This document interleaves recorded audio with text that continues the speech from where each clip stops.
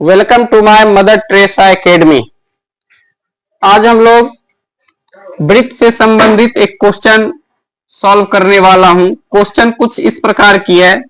किसी वृत्त की एक जीवा वृत्त की त्रिज्या के बराबर है। जीवा द्वारा लघु चाप के किसी बिंदु पर अंतरित कोण ज्ञात कीजिए। काफी आसान सवाल है, आइए हम लोग सॉल्व करते हैं। सबसे पहले यहां लिखेंगे हम लोग सॉल्व, और बोला है एक वृत्त है और यहां पे मैं इसको बना देता हूं सेंटर, और बोला है कि एक जीवा है जो कि इसकी त्रिज्या के बराबर है।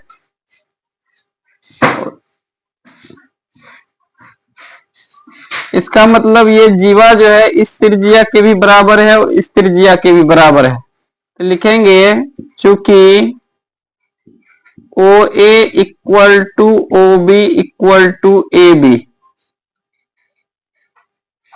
अब देखिए ये एक समबाहु त्रिभुज बन गया, और समबाहु त्रिभुज का प्रत्येक कोण 60 डिग्री का होता है।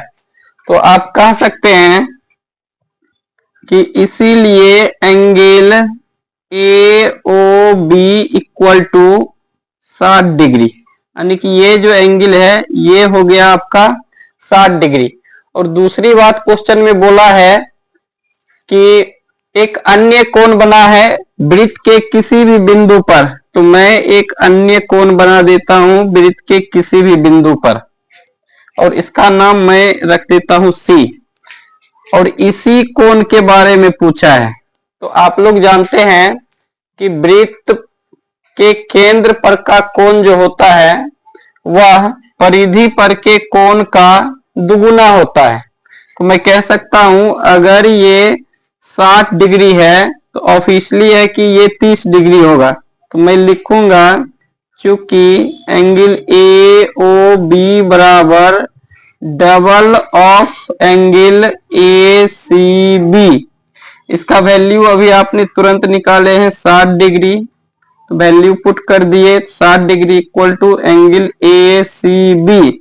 दो को इधर भेज देंगे तो हो जाएगा 60/2 बराबर एंगल ए सी बी।